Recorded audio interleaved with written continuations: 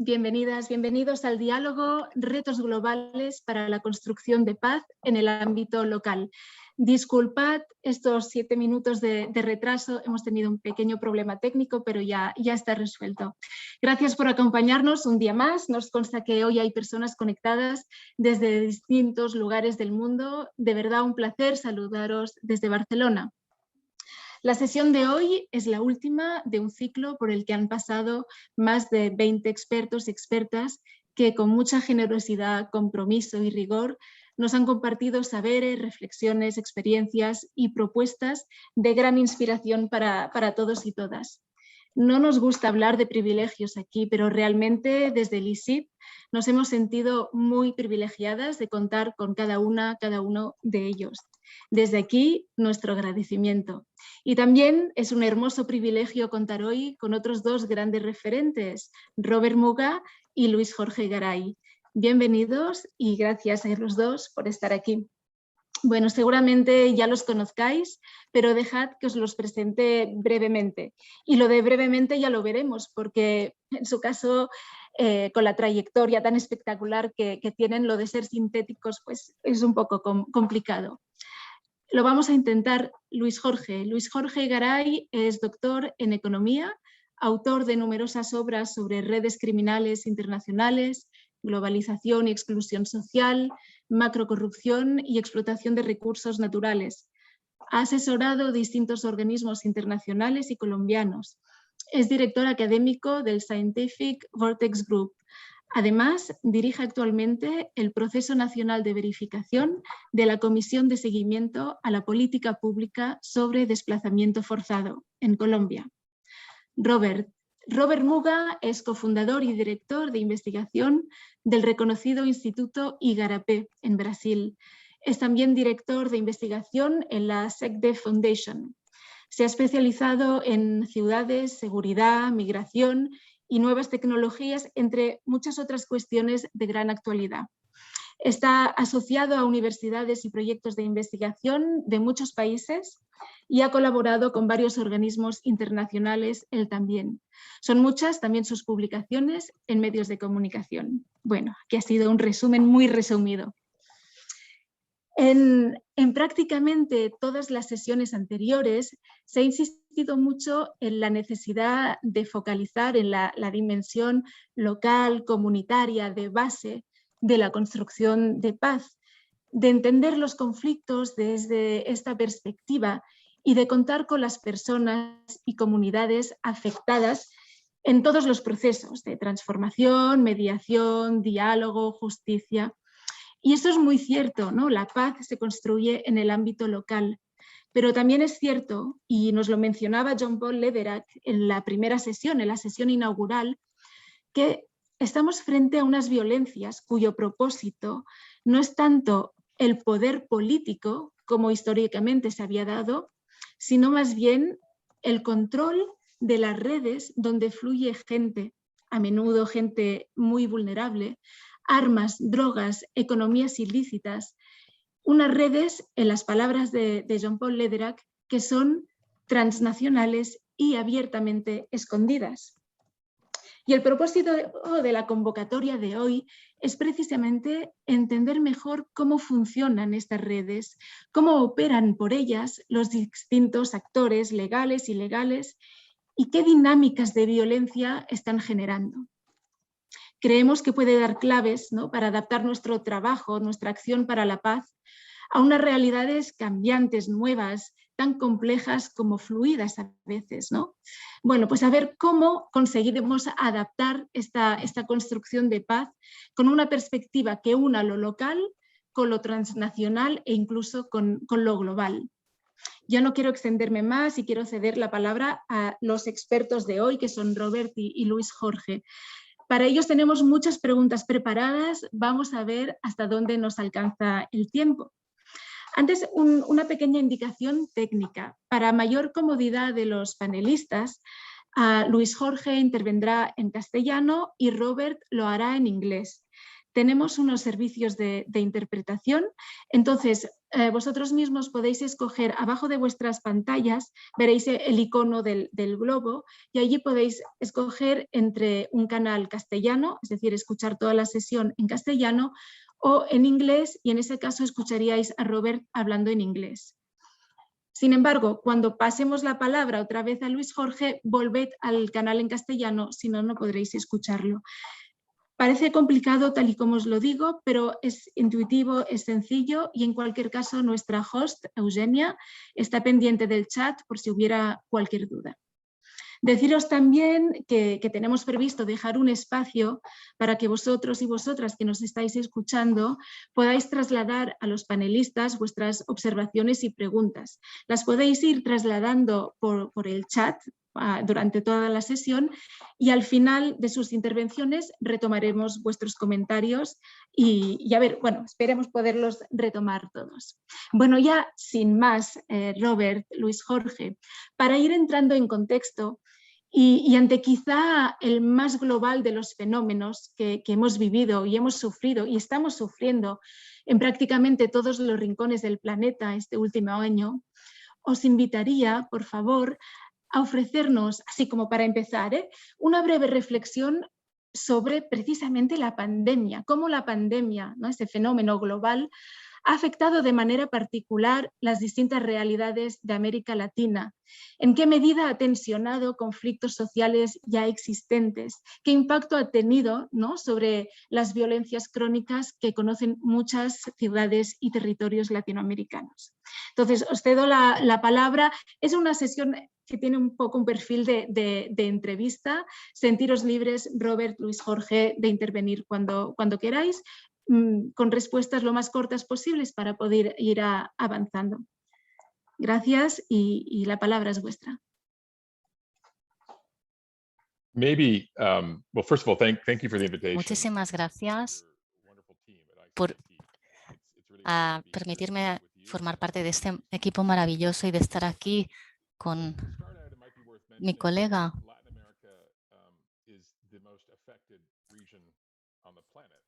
América Latina es la región más eficaz en todo el planeta cuando se trata de la COVID. Of all COVID-19 deaths right now, but just 8.4% of the world's population. It has the highest per capita death rate right now from COVID. And for those of you who study violence, this ratio might sound kind of familiar because it's also the same ratio for homicide in the world. Latin America has over 30% of the world's homicides and 8.4% of the world's population. Right now, countries like Argentina, Peru, but Brazil, Colombia, Panama, Mexico, they're at the global epicenter of this 20-month-old pandemic. And this isn't just having devastating implications for mortality and morbidity. It's having big impacts, intergenerational impacts, potentially for social and economic well-being. And it's tempting to blame a lot of this on individual leaders, authoritarian leaders or populist leaders, and I'm sure we'll talk about that later. But I think that would be too simplistic. You could say that Latin America had a lot of pre-existing conditions that made it susceptible to this extraordinarily devastating impact. And a lot of them are really well known, right? I mean, and these are all, I think, interesting factors to reflect on as we think about the transnational and the local. The first is that Latin America is one of the most unequal, if not the most unequal region on the planet. We know that health consequences can be more devastating when you have high levels of inequality. And the gene inequality for Latin America is significantly higher than the global average. You also have over 230 million people in poverty. Global. And that's growing in the wake of the pandemic. 54% of the population lives in the informal sector. It's as high as 70%. La economía del 54% de la población es del sector informal. Hay comorbidades como la obesidad y la diabetes, y eso agrava la situación. Y hay un grave problema con el acceso a un servicio de seguridad social y de salud de calidad. Las instituciones están vinculadas con este resultado tan precario en cuanto a cuidados de salud y además se ha exacerbado el impacto de la COVID. Además, debemos añadir que el futuro para las generaciones más jóvenes pinta muy difícil. Se ha intensificado también la criminalidad y la violencia personal y colectiva. Las variantes son distintas en cada país. Si hablamos de violencia y cómo la COVID la ha intensificado, esas manifestaciones, podemos ver en los últimos 20 meses una agudización muy grave de la violencia intrafamiliar, doméstica. El confinamiento lo ha promovido, los efectivos policiales se han reducido. Esa es la tendencia mayoritaria. Después del confinamiento, ese tipo de violencia interpersonal disminuyó. Si la gente está en la calle, hay menos posibilidades de violencia en el domicilio.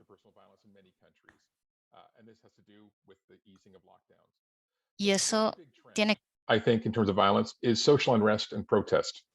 So we've seen a rise as populations become more stressed, more anxious in demonstrations, most of them peaceful. But you've also seen a crackdown in terms of state violence and punitive violence and repressive violence. And we're especially seeing this now in Brazil, Colombia, El Salvador, and Mexico. And then finally, and perhaps most germane to our conversation, I think COVID has also led to some reconfiguration of governance within organized crime groups and sharp violence between them. It's reorganizing the opportunity structure for many crime groups, be they cartels or mafia or militia or gangs. And I think it's the combination of supply and demand shocks triggered by COVID-19, and we'll talk about that, I'm sure, together with police shortages that have, and the intensification of competition between groups that's led, I think, to fresh waves of violence. And we've seen this in Brazil. Brazil right now has sky-high levels of inter-gang, interfactional violence and police killings. Colombia, we've seen a big increase in attacks on human rights activists, defenders, and journalists, and also a disturbing rise after a 2-decade-long decline. Mexico is at the highest levels of homicide we've seen in decades. So I think, as so often is the case in crises, organized crime groups are taking advantage of this pandemic to, in some cases, expand power and influence, diversify their activities and expand their reach. And I think this is a deeply disconcerting trend. Thank you, Robert. Luis Jorge, bienvenido. ¿Quisieras comentar algo más sobre este aspecto?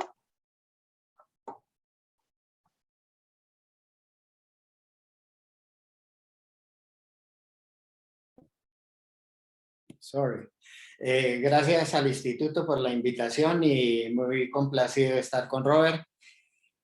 Bueno, continuando el diagnóstico de Robert, yo quisiera hacer énfasis en los siguientes aspectos. Primero, América Latina es la región que más ha sufrido, al punto que ha habido un retroceso de más de una década en los relativos progresos sociales que había habido en la región en términos de reducción de la pobreza y de una muy moderada reducción de la desigualdad. El COVID lo que ha hecho es develar las fracturas sociales ya existentes en América Latina y profundizarlas y llevarlas a su máxima expresión. Otra de las razones por las cuales la región ha sufrido proporcionalmente más que otras regiones por los efectos del COVID es la existencia primero del modelo de desarrollo, que uno de sus elementos claves es la mercantilización progresiva y privatización de amplios espectros de la actividad del Estado para la prestación de servicios públicos y sociales. Y la salud es uno de ellos. En esa privatización, no obstante, muchos de los países ampliaron la cobertura del régimen subsidiado de salud. Esa cobertura es más nominal que efectiva porque la prestación de servicios es muy deficiente. En segundo lugar, también es importante entender que la desigualdad se refleja también en la desigualdad de acceso no solo a los servicios sociales, sino a los servicios médicos para el tratamiento del COVID. Entonces, en ese sentido, se ha agudizado una inequidad y una disputa al interior de las sociedades por lograr ciertos privilegios que lo tienen solo muy pocos.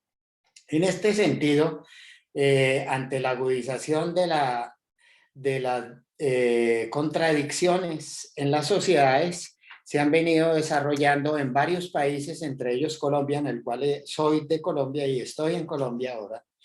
Se ha avanzado en una protesta social ya por más de un mes.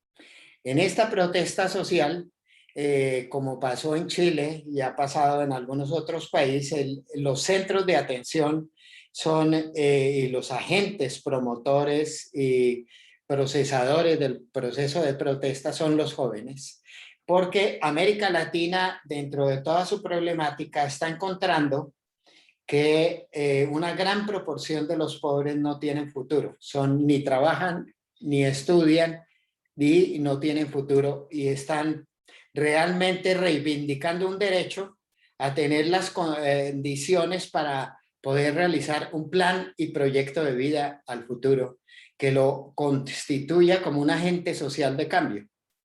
Y en ese sentido, estas protestas muestran un malestar mucho más profundo que meramente los impactos directos del COVID, sino un desazón y un desencuentro con la sociedad por parte de muchos sectores.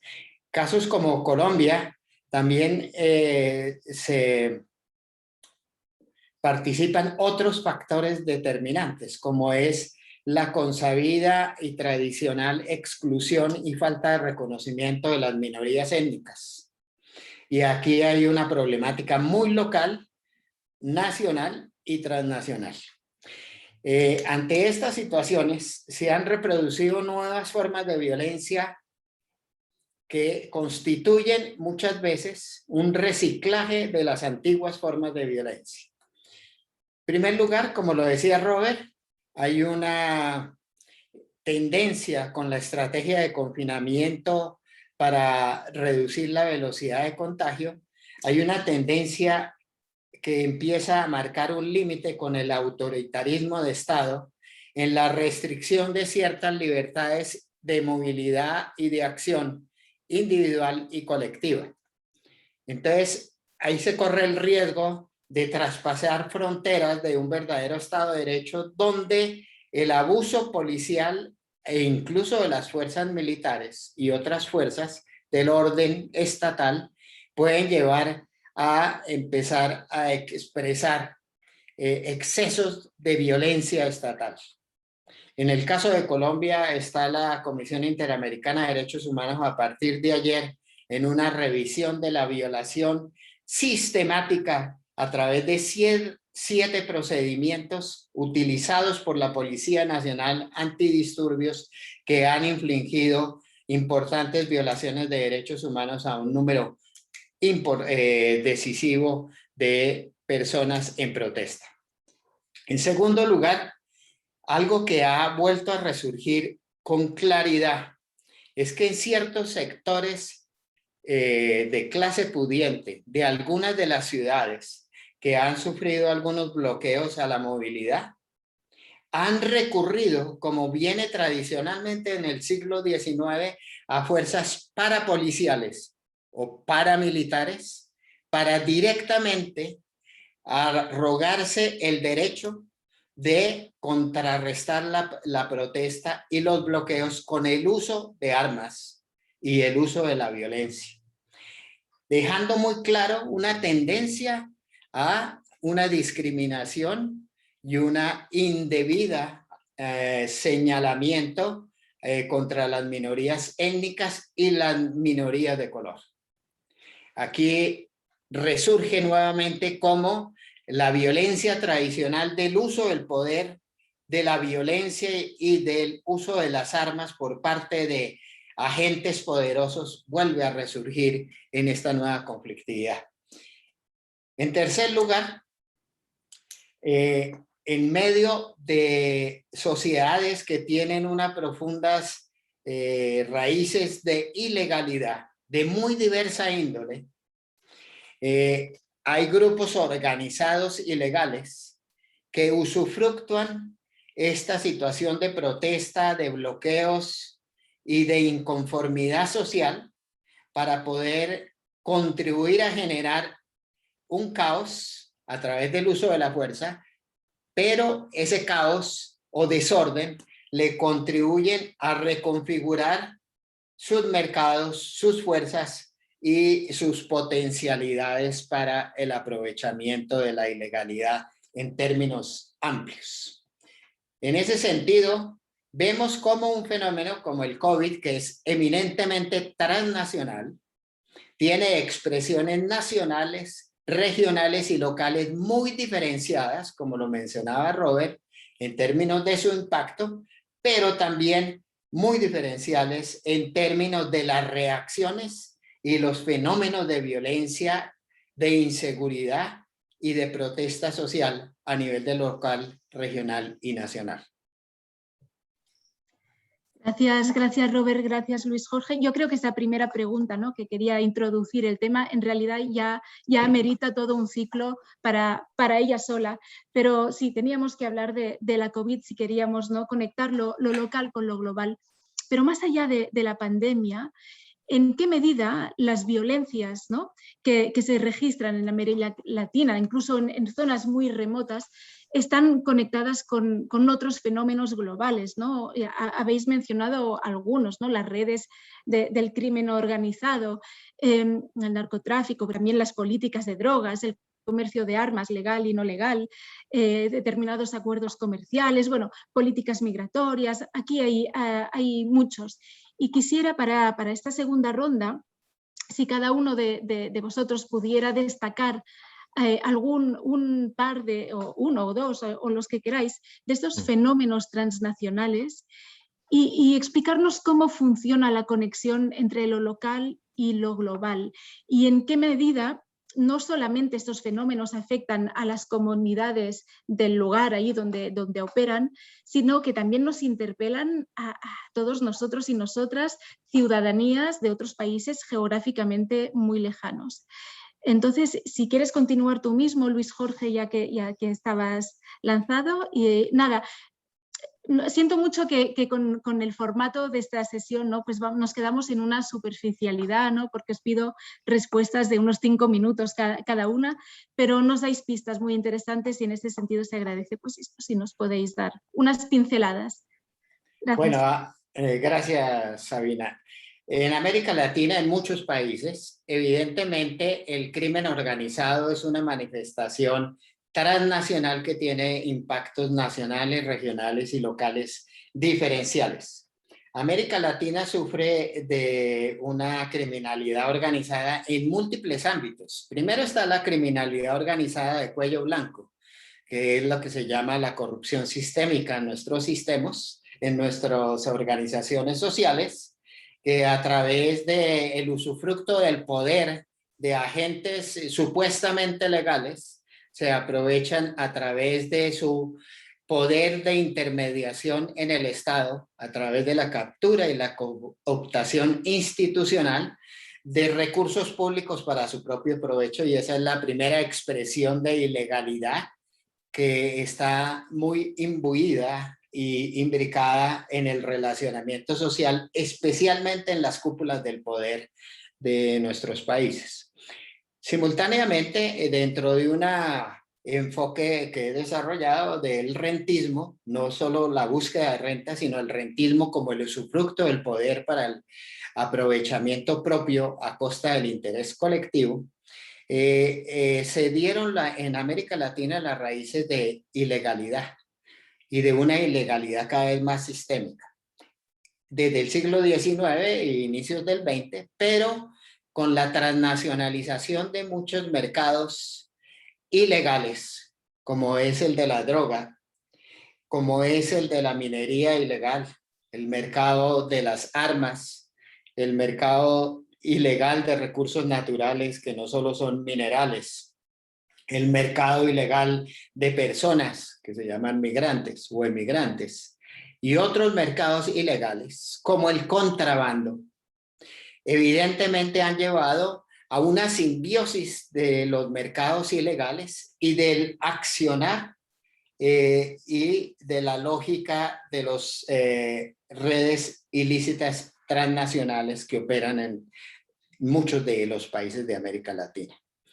El punto central es que muchos de estos mercados ilegales, como el de las drogas, el de la abuso de la reforestación y el comercio ilegal de recursos naturales en el suelo y en el subsuelo, están íntimamente imbricados. No son mercados aislados, sino cada vez más las organizaciones transnacionales van logrando sinergias para ir uniendo y colusionando los diferentes mercados en el aprovechamiento de su poder de relación tanto con agentes internos como con agentes internacionales. Y de ahí el papel, por ejemplo, de los carteles de Sinaloa y Jalisco Nueva Generación en Colombia, que ya no tratan solo del mercado ilícito de drogas, sino también el mercado de minerales ilícitos,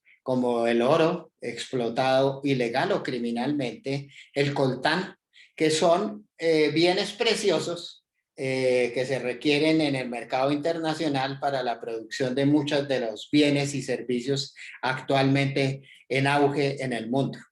Entonces, en ese sentido, el mercado es transnacional y que opera desde lo local. En lo local, afectando de muy diversa manera la constitución de las sociedades y de la naturaleza local. En primer lugar, por ejemplo, en el mercado de las drogas, con la necesidad del cultivo de la coca para uso ilícito y la necesidad por parte de las organizaciones ilegales de subyugar a amplias zonas campesinas ante la ausencia de alternativas para otras producciones y otras maneras y proyectos de vida para ganar una condición relativamente digna de vida, aprovechan esas circunstancias para subyugar a mucha población campesina, indígena, etcétera, a la producción de drogas con uso ilícito, pero con una característica fundamental, que es que el pago de salarios o de retribución por ese trabajo es mínimo.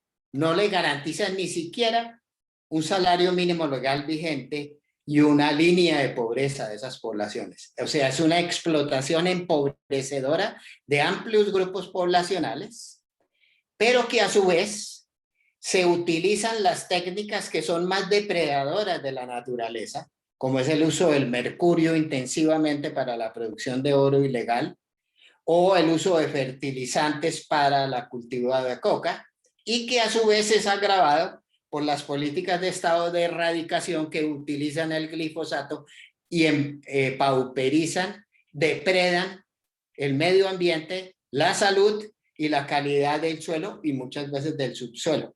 De tal manera que es un tipo de inserción transnacional de lo local de manera pauperizadora para sus poblaciones y su naturaleza y en beneficio de las grandes ganancias de los intermediarios mayoristas y especialmente de los agentes, muchos de ellos supuestamente legales o al menos grises a nivel transnacional con el lavado de dinero y lavado de las ganancias internacionales. Gracias, Luis Jorge.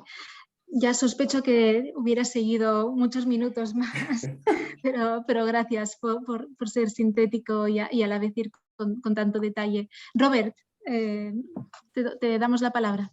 Sure. No, I mean, Luis Jorge captured so much there. I suppose I would agree fundamentally with the supposition that underlines your question, which is that the global and the local are intimately connected. Están totalmente interconectados. Y eso es lo que estamos intentando hacer desde el ámbito académico. A veces categorizamos demasiado.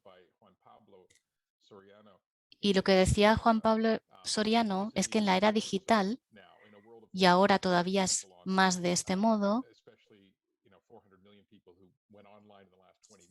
en los últimos meses vimos a 400.000 millones de personas en línea. Y esa sería la cara oscura de la globalización. Estamos viendo cómo se está externalizando el crimen organizado y están planteándose innumerables nuevas preguntas. El portugués es uno de los idiomas más importantes para detectar el gran incremento de hackers de esta nacionalidad, de este idioma. Hay otros factores, y es que el crimen organizado es global, está en todo el mundo, no es algo exclusivo de Latinoamérica, pero cuando hay desigualdad, informalidad, desempleo e impunidad, todos esos ingredientes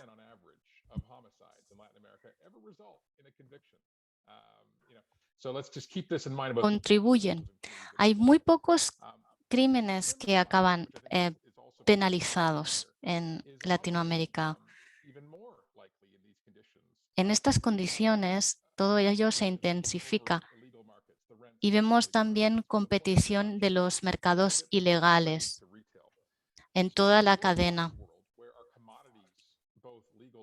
Los bienes legales e ilegales en un mundo globalizado, la demanda para oro, armas, sexo, este fenómeno necesariamente debe afectar a lo local. El problema es que el contrato se está cuestionando, se están replanteando, ¿no? Las negociaciones, pero estos tratos, legales o no, están en constante evolución. Lo que controla los mercados es la cadena de la oferta y la demanda.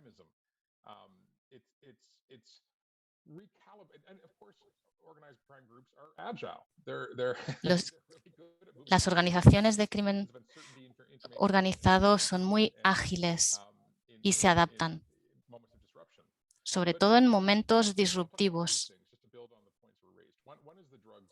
Quisiera destacar que el mercado de las drogas ilegal que conocemos genera una grandísima cantidad de millones de dólares. Es un dato inexacto. Los productores de cocaína, pero también heroína, drogas sintéticas, generan miles de millones en importación de otros países.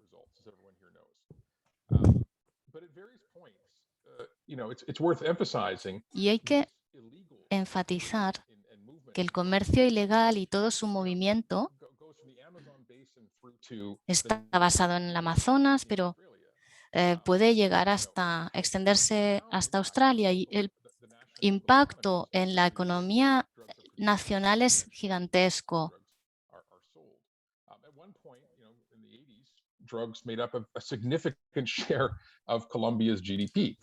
En Colombia, las drogas representaban una parte muy significativa del PIB y todavía es así. Y la COVID ha irrumpido en el mercado de las drogas y lo ha afectado gravemente.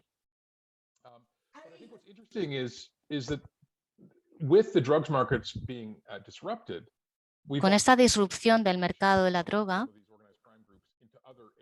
vemos que estas bandas organizadas deben migrar a otros sectores,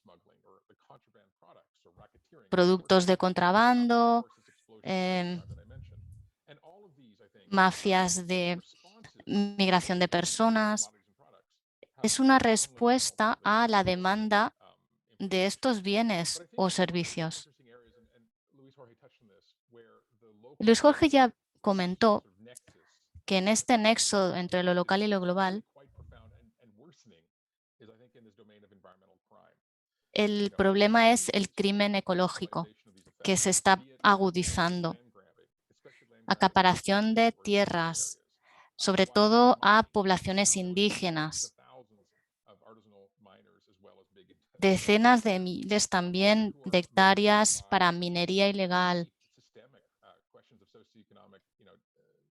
Todo ello ha atravesado profundamente la socioeconomía de la zona.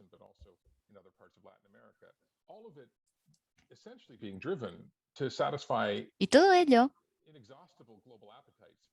se ha llevado a cabo para satisfacer esta inagotable demanda de otras poblaciones.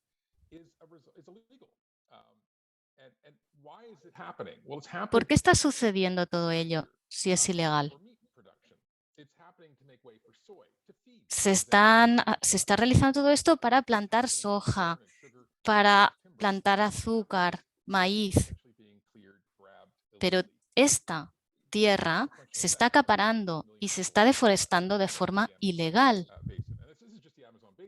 Y no solamente hablamos del Amazonas, sino hay muchas otras zonas en América Central, por ejemplo. Vemos que los cambios en los bienes, por ejemplo, el oro, donde se invirtió muchísimo con la crisis de la COVID, eso ha aumentado consecuentemente la actividad criminal relacionada con este elemento. Y vemos que hay una interconexión con los agentes estatales en este sentido. Si hay un aumento de la demanda, que es lo que hemos visto con esta recuperación entre comillas, hemos podido observar este impacto. No solamente sucede esto en zonas rurales, sino también en grandes urbes. Hay numerosas ciudades en Latinoamérica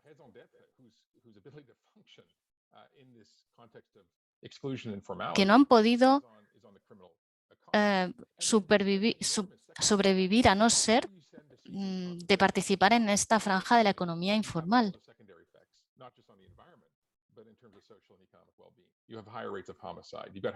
Hay más homicidio, más violencia sexual, aumento de tráfico, trata de personas para fines de explotación sexual. Estas ciudades están ubicadas en los enclaves con unos índices de homicidio más altos y de economía informal más alta. Hablemos de armamento y tráfico de armas. Hay que recordar que el 75% de las muertes violentas en Latinoamérica tienen lugar o implican el uso de este tipo de armas. Antes era de un 40%, por tanto vemos que hay un grave problema en este sentido. Creo que la excepción de Brasil y Colombia y quizás alguna otra región, vemos que todas estas armas se producen en algún otro lugar. Brasil sí que produce armas de uso personal, pero la conexión local y global queda muy claramente reflejada cuando hablamos de los instrumentos para la violencia. Todos estos instrumentos llegan y consiguen abrirse camino en Latinoamérica. Las armas se reciclan de conflictos anteriores, entre otras cosas. Los Estados Unidos cuentan con 57.000 licencias de tenencia de armas.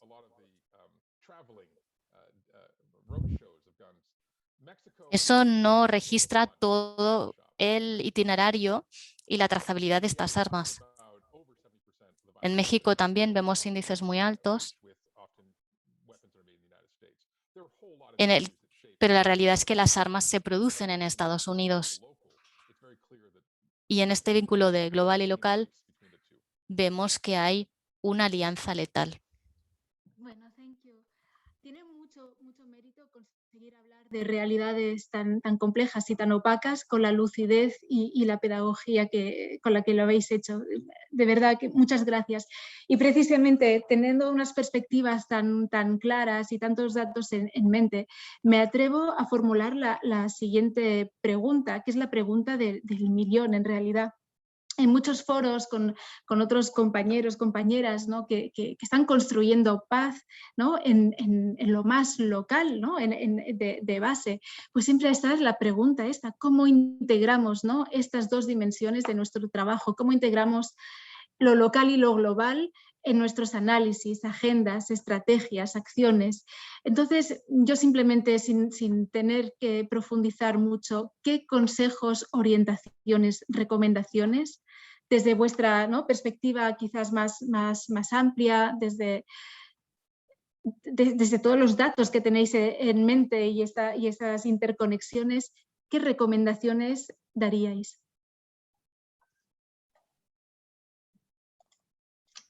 Luis Jorge, or well, Mister, you have the floor, so if you want I would. Well, I'll be short on this one. I De breve. questions, but I would start by really just acknowledging this Hay que reconocer dynamic la dinámica entre regiones y lo internacional, porque la violencia ocurre también en este nivel de altas esferas, pero parece que llevemos una venda y nos neguemos a entender esto. Las disrupciones como la pandemia pueden instigar a profundizar estos fenómenos. Es importante reconocer esta imbricación entre lo local y lo global. Y también necesitamos comprender lo que ya mencionaba Luis Jorge, los vínculos entre el gobierno y el crimen organizado. Parece que se hable de dos entidades separadas que a veces coexisten, pero la realidad es que en Latinoamérica hay una interconexión clara entre ambos. Es una relación sistémica y en varios niveles también. Vemos que las instituciones están vinculadas a grupos de crimen organizado y vemos siempre el fenómeno de la cooptación. Y no estamos hablando únicamente del nivel federal. Entre partidos hablamos de alcaldías, hablamos de municipios, la policía, el ámbito jurídico.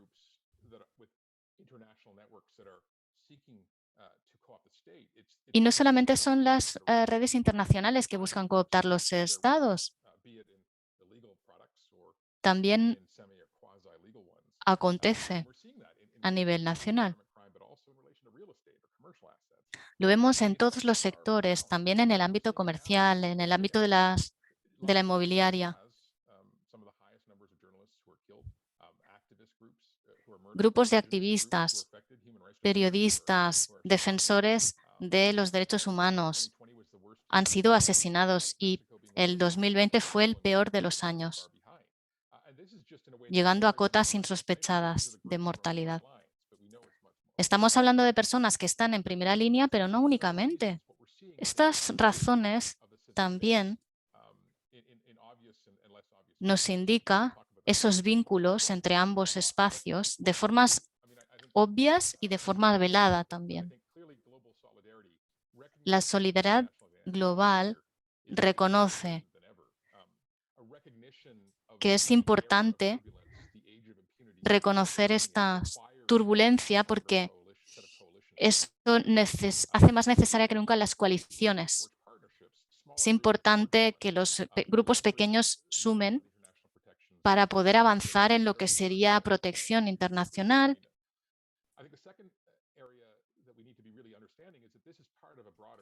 Hay que comprender que esto forma parte de una tendencia más amplia de vulnerabilidad de la democracia. Los procesos del Estado de Derecho, la ley, el respeto de la ley, como en tanto que comunidad debemos tener cuidado con todo esto. No podemos o no deberíamos enfocarnos en lo vertical. Deberíamos tener una mirada más amplia y circular, porque así es como vemos que se manifiesta todo esto en el tipo de liderazgos que están apareciendo. El ciberespacio es la nueva frontera. Proporciona todo tipo de oportunidades para la conectividad, pero también es una gran fuente de desinformación y de exposición, por ejemplo, de los activistas que están en la vanguardia.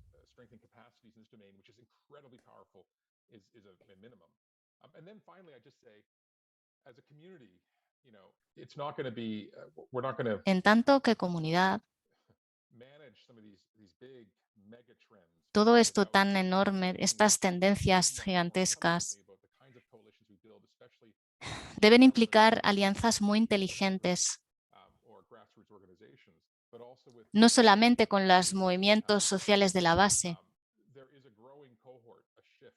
sino también con otros agentes. Cada vez hay más sectores que están concienciándose de que hay que cambiar el rumbo. No solamente estas alianzas deben atravesar partidos, sino sectores. Hay que ser muy consciente de todas las consecuencias que se pueden generar. Es lo que vemos en Brasil, alianzas generadas a través de estas divisiones, más allá de las mismas, para poder revertir las tendencias de las que hablábamos. Luis Jorge, te invitamos a agregar, si te parece, alguna cosa más. Sí, señora, muchas gracias. En primer lugar, relacionado con la pregunta anterior, como lo ha mencionado Robert y lo mencioné yo, quiero enfatizar que parte de la ilegalidad y el crimen transnacional tiene unas raíces también domésticas, del papel del Estado y de las élites económicas, políticas y sociales supuestamente legales, que a través de sus intereses crean un escenario propicio a la reproducción de una ilegalidad ya más transnacional. No es solo cuestión únicamente del exterior, aunque obviamente es un factor determinante, la producción de commodities, bienes y servicios que ilegalmente se transan en el mundo y que el valor se realiza y las ganancias es en el mundo transnacional y no en las economías locales. En eso quiero dejar mucho énfasis. Entendido eso, hay que ver los factores de corresponsabilidad. Tradicionalmente se ha buscado trabajar una corresponsabilidad solo a nivel estatal, con los estados de los países del norte global, que usualmente son los que demandan los bienes ilegales y donde se reproducen las ganancias ilegales. A través de agentes criminales, pero algo muy fundamental de las redes ilícitas transnacionales es que los agentes que participan en ellas no todos son criminales.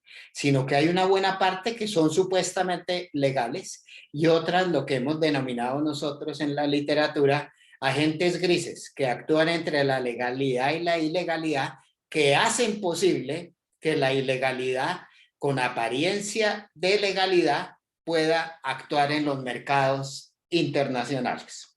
En ese sentido, una nueva ruta que hay que avanzar es que esto no es una relación solo Estado a Estado, sino sociedades a sociedades, organizaciones civiles a organizaciones civiles. Voy a poner unos ejemplos. Primer ejemplo. Llevamos en la lucha, en cambio, la estrategia de lucha contra la droga ilícita, la cocaína, a través de una estrategia impuesta por Estados Unidos represiva, que se fundamenta es en reprimir el eslabón primero y más débil de la cadena del narcotráfico mundial, que es el cultivo de la coca. Y está fundamentado es en castigar a los campesinos cocaleros, pero dejando de lado el ataque serio que se va a hacer a otras eslabones de la cadena, como es el comercio transnacional intermediario entre fronteras, como es la interdicción aérea o la interdicción marítima, y por supuesto el castigo al lavado de dinero y al blanqueo de capitales en los países desarrollados. Sin embargo, en el mercado de la droga estamos viendo últimamente un cambio en el mismo Estados Unidos, en que muchos de los estados y de las sociedades y organizaciones civiles están adaptando una conceptualización del fenómeno como un fenómeno de política de salud pública y no solo de represión, y de ir consolidando unas sociedades que tengan mayor poder de decisión y con un papel del Estado fundamental en la regulación, en la descriminalización de esos consumos, siendo un Estado mucho dentro de un Estado de Derecho, mucho más activo en términos de controlar, regular, descriminalizar con una acción del Estado. En ese sentido, ya hoy en Colombia se empiezan a ver posibilidades de una nueva corresponsabilidad a través de una estrategia de salud pública y de otra manera de ejercer un control sobre ese mercado ilícito. Eso tiene una correspondencia, es con sociedad civil de los países del norte. Y por eso tenemos que ver nuevas, no solo estrategias, sino nuevos actores en este acuerdo internacional. Segundo caso muy interesante es el de naturaleza, es decir, hoy en el mundo la crisis ecosistémica y la crisis socioecológica ha llevado a la convicción de muchos líderes, estados y agentes públicos y privados a que el modelo de desarrollo que hemos pervivido durante muchas décadas no es un modelo de desarrollo sostenible y que la naturaleza está en riesgo y por lo tanto el cambio climático y la crisis ecosistema y socioecológica va a poner en cuestionamiento la vida en sociedad. En esas circunstancias se abre un nuevo camino no solo entre estados, sino también entre organizaciones civiles a que el ordenamiento internacional privilegie fundamentalmente la conservación y la reproducción de la naturaleza. En ese sentido hay nuevos ámbitos que hay que gestionar. Hay que gestionar el ámbito de cómo el comercio internacional debe favorecer el comercio de productos, bienes y servicios que favorezcan la naturaleza, que amparen y resguarden la naturaleza y no que la ataquen y no que la agoten. En ese sentido, por ejemplo, el mercado internacional del oro debería regularse mucho más debidamente para garantizar que no haya una explotación de oro ilegal, que es relativamente fácil de controlar, pero que requiere voluntad política, tanto de los países como Colombia, productores, explotadores, como de los países consumidores, hasta una trazabilidad de cómo es la explotación del oro. Pero algo muy interesante es el mercado de bienes, que de unos depredan la naturaleza y otras la favorecen. Es decir, el uso de agroquímicos invasivos en la producción de alimentos, pues debe ser castigado en el comercio internacional, no darle prebendas a ser comerciado entre países y así ir favoreciendo condiciones de que la ilegalidad y el impacto en la naturaleza se vaya reduciendo. ¿Eso cómo afecta a la paz en las localidades? La afecta en el sentido de que es darle una nueva prioridad dentro de un enfoque estratégico nuevo a las agentes locales que son los que producen por acción, omisión o por la fuerza estos bienes y unas formas de producir de estos bienes que hoy día son ilegales y que no debieran ser ilegales en el futuro. Entonces, en ese sentido, la economía política de la lucha contra la ilegalidad tiene que cambiar de agentes, de estrategias, de mercados y de objetivos. Y ahí es fundamental el papel de las sociedades civiles. Ese tránsito en una nueva economía política de la cooperación y organización transnacional va a ayudar como factor determinante a asentar condiciones de inclusión social en las sociedades productoras de estos bienes ilícitos, e incluyendo la población más pobre, que es la más depredada por esas actividades. Y quiero dejar esto muy enfáticamente. Las actividades ilícitas depredan la naturaleza y depredan no solo la condición social de las poblaciones locales, y por lo tanto cualquier acción que se vaya en el sentido de desmontar las bases de la ilegalidad van a ayudar a construir condiciones sociales, económicas y políticas para la inclusión, el reconocimiento y el desarrollo de proyectos de vida a nivel de local como una de las condiciones no única del asentamiento de paz local.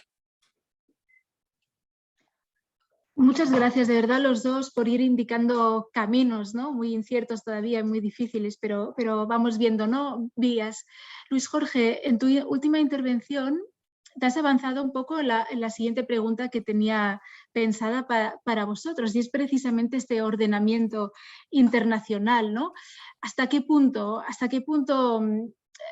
el marco internacional actual, con su agenda de paz y seguridad, que es la que es, con sus relaciones de poder, sus instituciones débiles también, y los propios gobiernos, ¿no? Están preparados para hacer frente a estos factores transnacionales que parece, ¿no?, que siempre vamos como detrás, ¿no? Que mecanismos de control, de regulación harían falta. Ya has apuntado algunos y bien urgentes. ¿Qué otras transformaciones, ya para terminar, ¿no?, con una nota más vamos a trabajar para un cambio porque otro mundo sí que es posible? ¿Qué transformaciones nos parecerían más urgentes en este ordenamiento internacional? Teníamos más preguntas, pero lo dejaría aquí con una nota, ¿no?, en estos términos, para dar la palabra a los compañeros y compañeras que han ido llenando el chat de comentarios muy interesantes que vale la pena tratar también hoy. Entonces, Robert, si quieres complementar un poco, y Luis Jorge también retomar la palabra. So do you want me to start? Okay. Bien, empiezo. ¿Qué podemos hacer con lo internacional?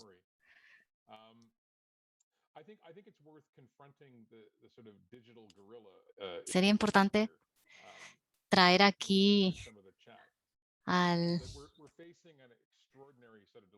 gorila internacional, por así decirlo. Se habla también de un cambio civilizatorio con este tema, por la diversificación y la aceleración de muchos fenómenos.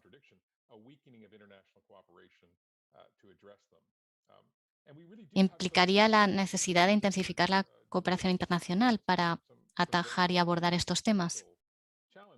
Pero los retos son existenciales. Cambio climático. Podemos hablar de inteligencia artificial, pandemia, armas. Pero vemos unos sistemas sumamente inadecuados en estos momentos. es todavía peor, incluso diría yo, porque nos hemos referido a estos puntos enormes acerca de evoluciones en según qué sistemas, por ejemplo, en temas medioambientales como el cambio climático. Tenemos unos 10 años, parece ser, para poder revertir la tendencia. Estos desafíos son gigantescos. Parece que el ámbito político, pues hay más popularidad en la sociedad acerca de esta posibilidad, pero vemos cómo aumentan ciertas brechas. Y eso nos frena y nos bloquea la capacidad de implicarnos en la cooperación internacional. En los últimos 75 años hemos visto que ya se habían empezado a tratar estos temas en el Consejo de Seguridad de las Naciones Unidas. También se plantearon estos temas con la crisis financiera anterior y se apuntó ya al hecho de que estos retos eran sistémicos. Hay comunidades epistémicas que están trabajando para un mundo mejor. Hay un autor en los Estados Unidos que trata mucho el multilateralismo. Y esta idea no debería concentrarse en una organización ni ser central, sino ser descentralizada. Imaginemos una constelación de organizaciones no gubernamentales y otras instituciones, todas ellas convergiendo alrededor de una temática específica. Porque el multilateralismo, tal y como lo entendemos, no basta para enfrentar los retos actuales. Sabemos que vamos a tener que ser mucho más inteligentes y reimaginarlo todo. Porque incluso con una presidencia iluminada no basta. Necesitamos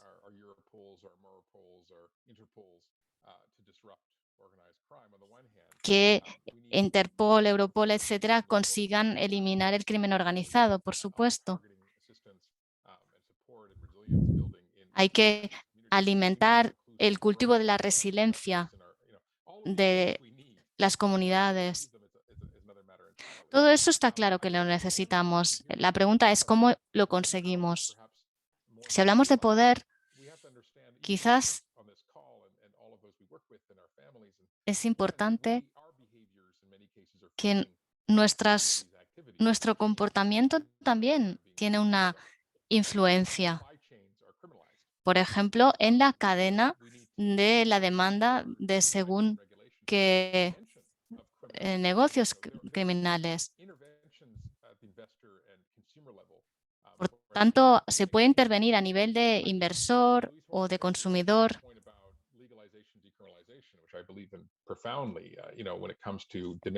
Si hablamos del tema de las drogas, pues despenalización y descriminalizaciones son aspectos en los que creo firmemente.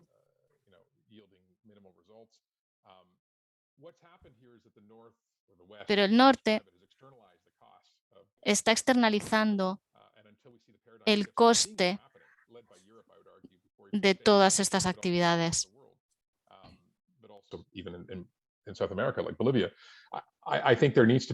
En Europa vemos, pero incluso también en Sudamérica, en Bolivia, vemos que debemos insistir en abrir estas nuevas puertas. Declaraciones, tratados, resoluciones, eso ya existe. Pienso que los tratados son sumamente importantes, ya que son legalmente vinculantes. Y eso condiciona, por ejemplo, la importación y la exportación. Pero lo que deberíamos realmente tener en cuenta y en lo que deberíamos incidir es en cumplir ese marco legislativo ya existente.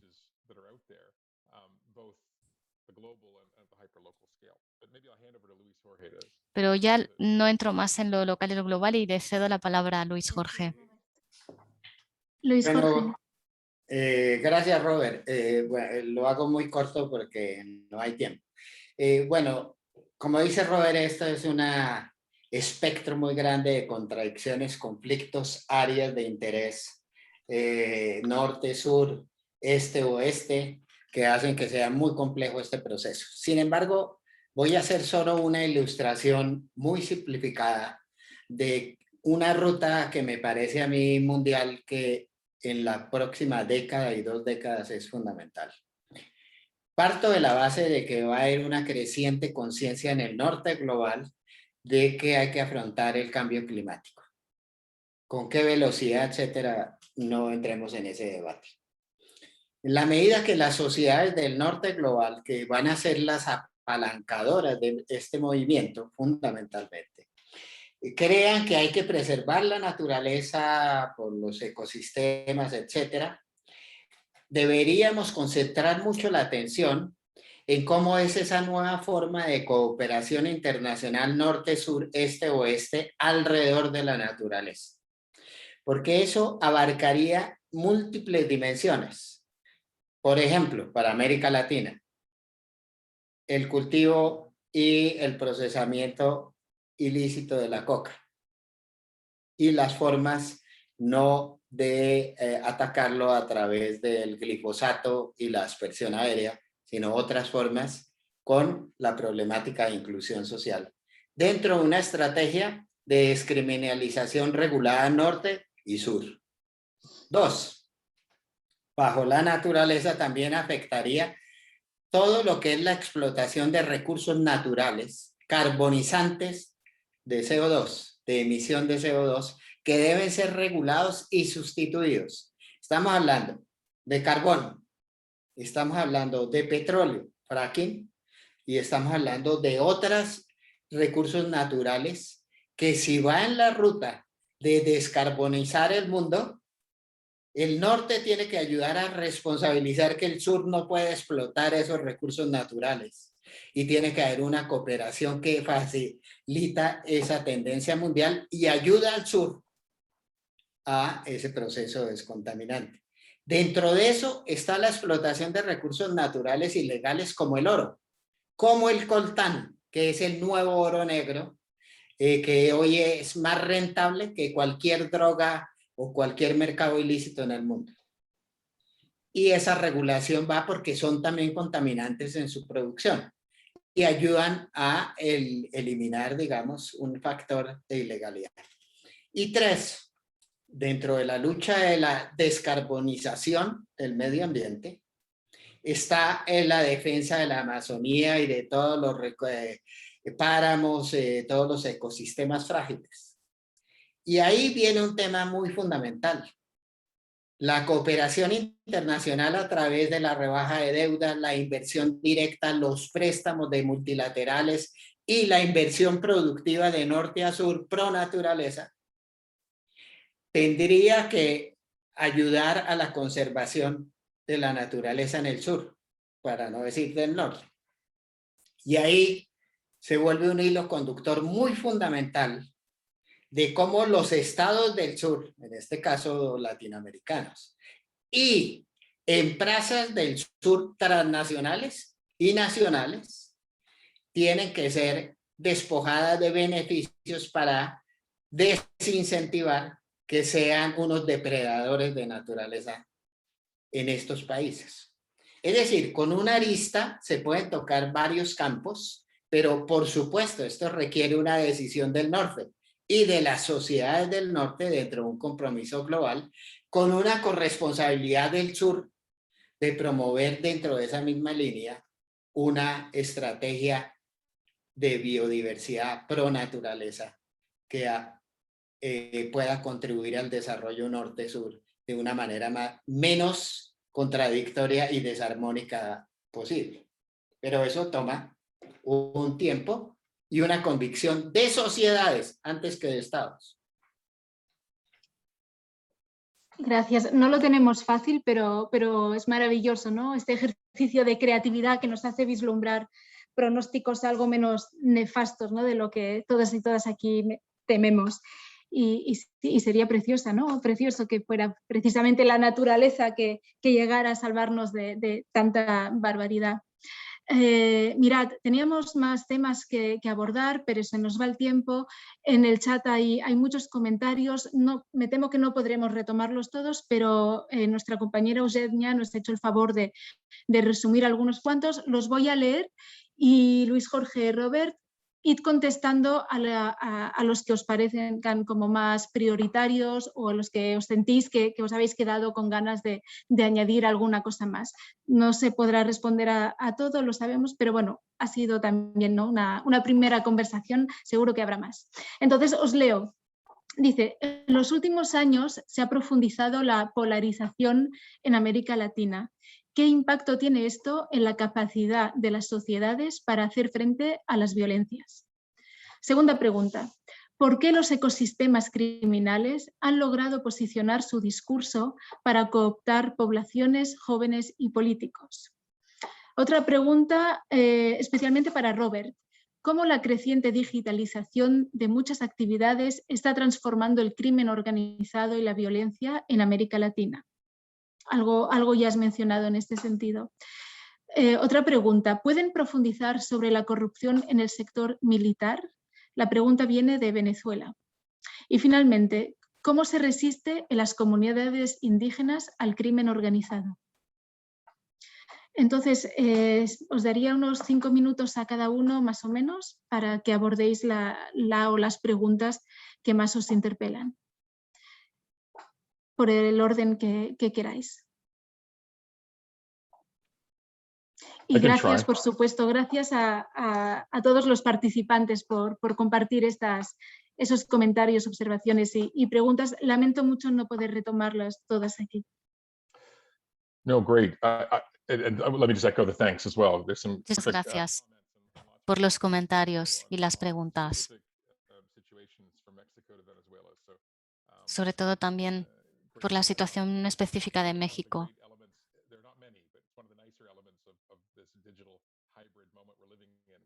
Este momento híbrido virtual pues tiene alguna parte positiva, ¿no?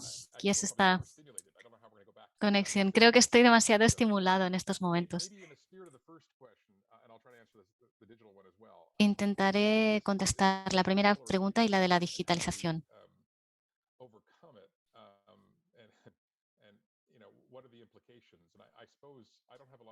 No tengo muy buenas noticias, pero creo que la season of protest.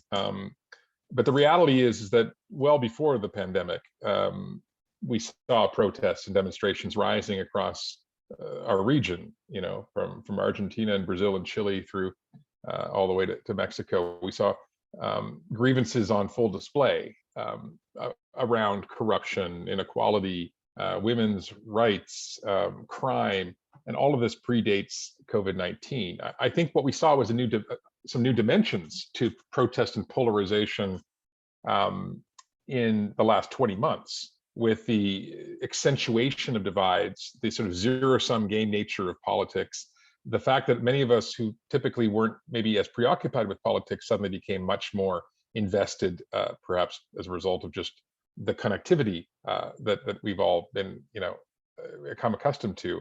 But then, of course, lockdowns and governments failing to deliver in the most clear and evident way public goods. But we also saw the rise of Black Lives Matter disputes and climate demonstrations, and we also saw more and more demonstrations against particular leaders of a populist or authoritarian bent. So this is, again, not restricted to Latin America, but I think it's indicative of the kind of deepening divide. And it speaks, I think, to the deeper political and economic crisis in Latin America, which continues to be a relatively geopolitically marginal part of the world equation, but which has not been able to overcome many of the bigger systemic challenges we've been talking about today, and not least the Nini generation that Luis Jorge mentioned in his opening intervention, the 15 to 24-year-old bracket, 15 to 24-year-old bracket of population that have neither school nor work and are a very large portion of society. I think one of the things, though, that I think this polarization and division speaks to is, more broadly, is the declining support for democracy that we're seeing across this part of the world.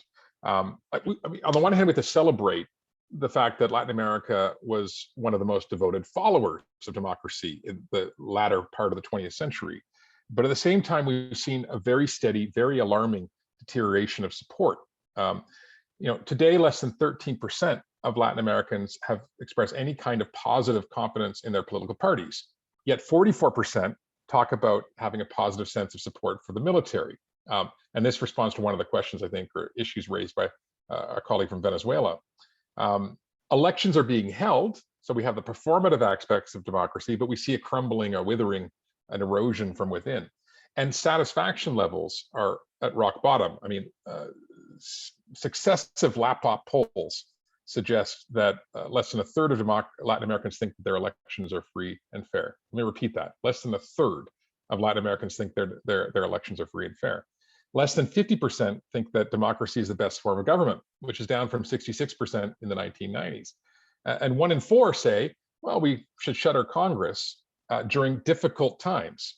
Or 50% say we should use the military to restore order in the event of crisis. So we're seeing some, I think, quite worrying trends. And so why are Latin Americans so dissatisfied? Well, I think part of it, and this leads into my answering the next question, is that the newly sort of digitally empowered who experienced a sort of surge in parts of the 90s and 2000s are deeply underwhelmed by their governments.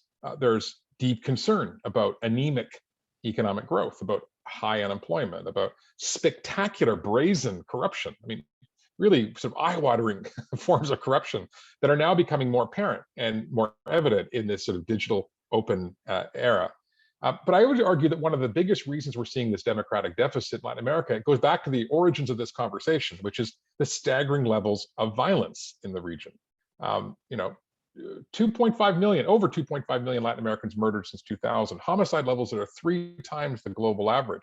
There's a very strong correlation, it turns out, between victimization and the experience of victimization and one's support for democratic institutions. We've seen this in behavioral studies as well, that victims of crime tend to be more likely to condone extra legal measures to restore law and order. In other words, criminal violence isn't just lethal, in and of itself. It's also dangerous to democracy, to policing, to criminal justice, to all of those goods that we talk about in the context of a stable scenario. So, I think that obviously then we get to the internet, and I'll be brief here, Sabina, because I know we want to respond some more to some questions potentially. But there's been a dramatic spread of the internet. Everyone knows this in terms of penetration rates across the region, and this has been accelerated even more in the last decade. And what we have right now is a newly digitalized, in many cases, population. People who've recently come online and are being exposed to information, often using the internet and social media platforms as their primary, in some cases, exclusive source of information, partly because of the high costs of alternate sources of information. I think what we've seen in the wake of this is a steady diet, as we have in other parts of the world, of all manner of unverified, unauthorized, often speculative, in some cases sensationalist, misinformation, disinformation, and all of the rest. And what we know is that, in these echo chambers of social media, in the bubbles that are algorithmically reinforced and the rest, where you have anger, where you have frustration, where you have aggression being expressed, this short circuits the ability to make more rational decisions, more evidence-based decisions, more, let's call it, methodically sought out and balanced decisions. There's very strong science around this from both neurology and behavioral science.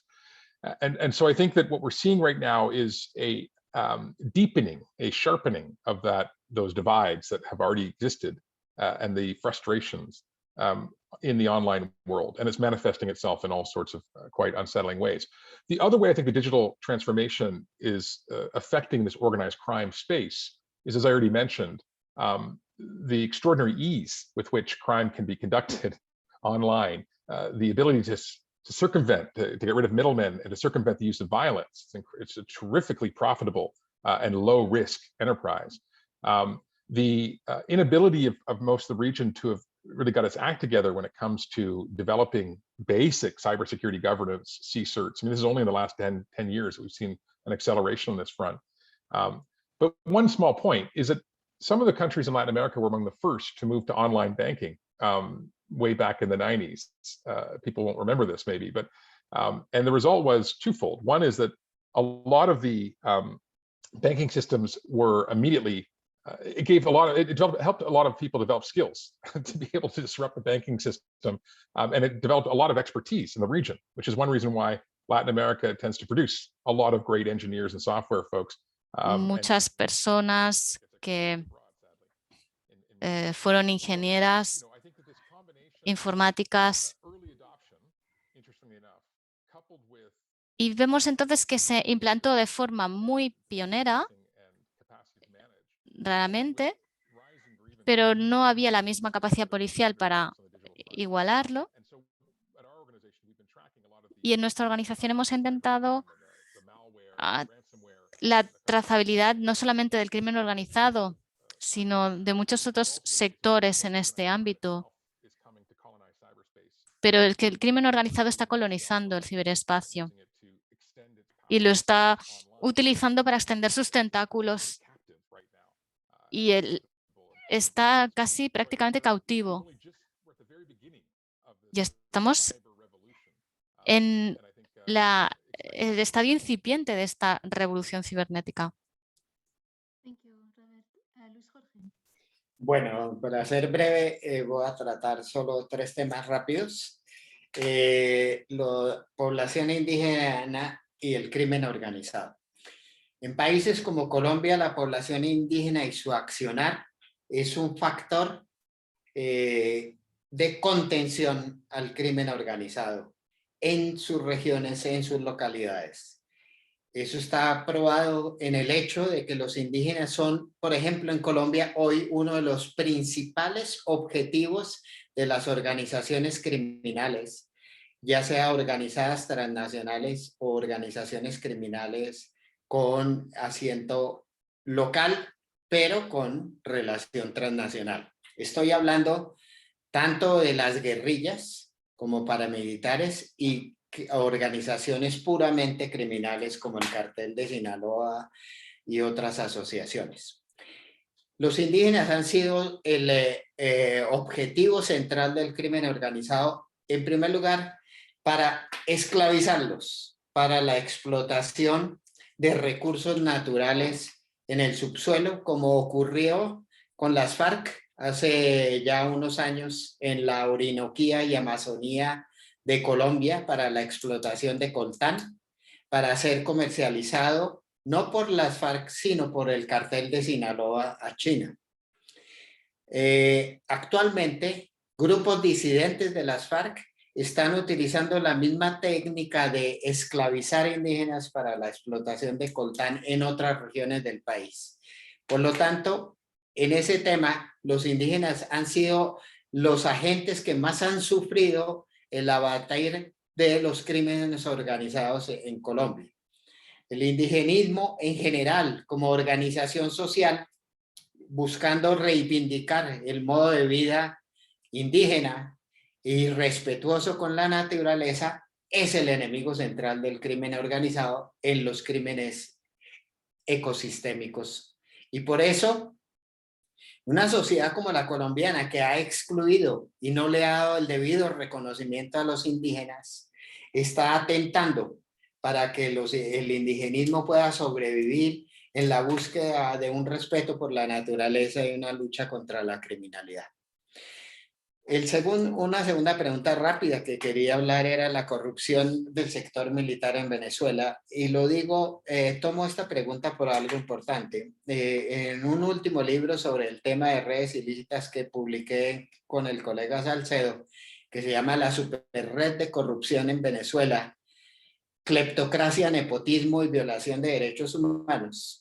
Nosotros mostramos que no es una corrupción del sector militar, es una corrupción sistémica en un proceso avanzado de cooptación del Estado venezolano por parte de una cúpula de poder militar y de poder civil que han repartido los recursos públicos del Estado y han reconfigurado el Estado con propósitos criminales de ese grupo en el poder.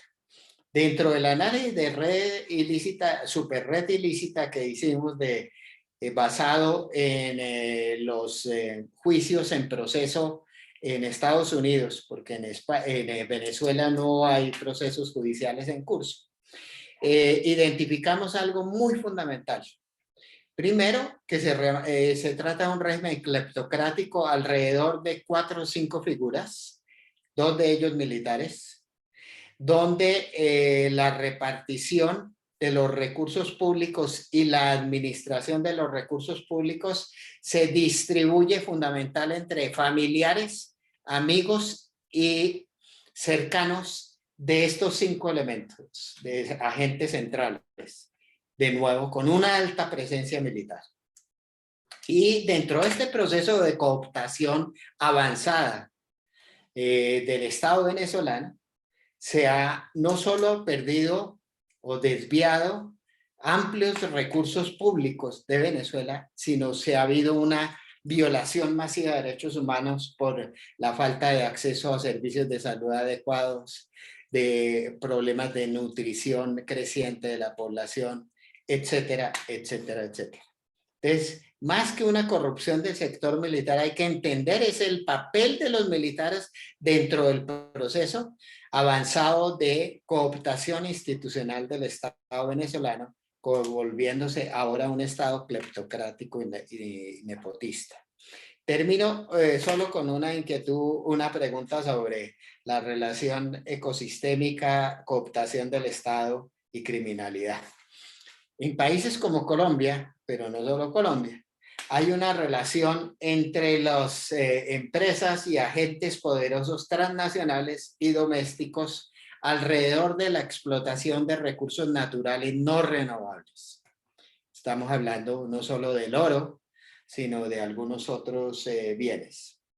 Y lo que hemos constatado es que en una alianza entre agentes internacionales y nacionales se ha avanzado en una cooptación con visos de legalidad para favorecer los intereses en la hora de aprobar las licencias ambientales y las inversiones para la explotación de recursos naturales muy avanzada en el país. Al punto, y termino diciendo lo siguiente, lo más preocupante de este proceso de cooptación es el deterioro de recursos naturales, pero algo más importante, la malversación de recursos públicos en países como Colombia. ¿Por qué hecho? Porque el modelo extractivista que impera en países como Colombia, Brasil, etcétera, es un modelo que explota los recursos naturales sin darle ningún valor agregado ni procesamiento y se exporta al exterior con un pago de regalías muy bajo y con prebendas y beneficios fiscales que dejan al país muy pocos recursos fiscales que sirvan de compensación a los recursos explotados en el país. Se trata de una nueva forma de imperialismo ecosistémica que depreda la naturaleza y no deja ingresos debidos a los países como Colombia. Y este proceso de cooptación ha venido siendo cada vez más sofisticado porque se coopta no solo a entidades administrativas y decisorias del Estado, sino muy fundamentalmente a a entidades organizativas del sector privado y a esferas de la población civil en contra de los intereses sociales y sin surtir debido proceso democrático en las decisiones alrededor de esas explotaciones. Gracias, Luis Jorge. Yo no sé si terminamos con la nota más positiva de toda la sesión. Yo hablaba al inicio de un privilegio, es más, ha sido un lujo pasar este ratito con vosotros, escucharos. Yo creo que nos hemos quedado todas y todos con ganas de más, así que vamos a continuar leyéndoos, escuchándoos en todas las entrevistas e intervenciones que tenéis, que ahora con esta virtualidad pues es mucho más fácil acceder a todo ello. Ya nos toca despedirnos. Todas las cosas buenas tienen su fin y con estas últimas palabras de Luis Jorge y Robert, pues ya vamos a dar por concluido este ciclo.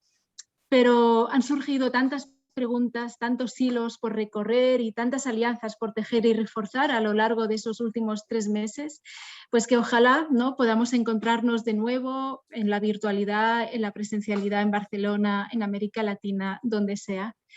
Porque, como dice nuestra amiga Gloria desde México, no sé si hoy está aquí, pero ella dice, si los violentos se organizan en redes transnacionales para maximizar sus beneficios a costa de tanto sufrimiento, pues vamos a articularnos nosotras también, ¿no?, para crear redes de paz, de solidaridad y de esperanza. Bueno, déjame nada más 30 segundos para reiterar el agradecimiento a todas y todos los que nos habéis seguido hoy y en sesiones anteriores. Yo me pregunto si nuestra host Eugenia podría habilitar las cámaras para poder vernos y saludarnos muy brevemente. Y de mientras, pues continúo con los agradecimientos, por supuesto, ya los he mencionado antes, a los y las ponentes de todo el ciclo. Luis Jorge y Robert, nos habéis regalado unas reflexiones imprescindibles. Muchísimas gracias. Y también agradecer la complicidad e implicación de las compañeras aquí del ISIP, sin las que este ciclo pues, no hubiera sido posible. Pienso en Óscar, en Sandra, en Silvia, Ana, Xavier, Cristian por las orientaciones y la moderación de alguna sesión, a Marta por todo el apoyo administrativo y a Eugenia pues, por la imprescindible parte, ¿no?, de comunicación y difusión. También a Elisenda, que nos ha hecho el servicio de traducción esta tarde. Así que nada, nos despedimos. Muchísimas gracias y hasta siempre. Gracias, muchas gracias. Bueno, saludos, Robert, mucho gusto. Gracias también. Gracias, Robert, Luis Jorge. Estamos en contacto. Gracias, sí, señora, gracias.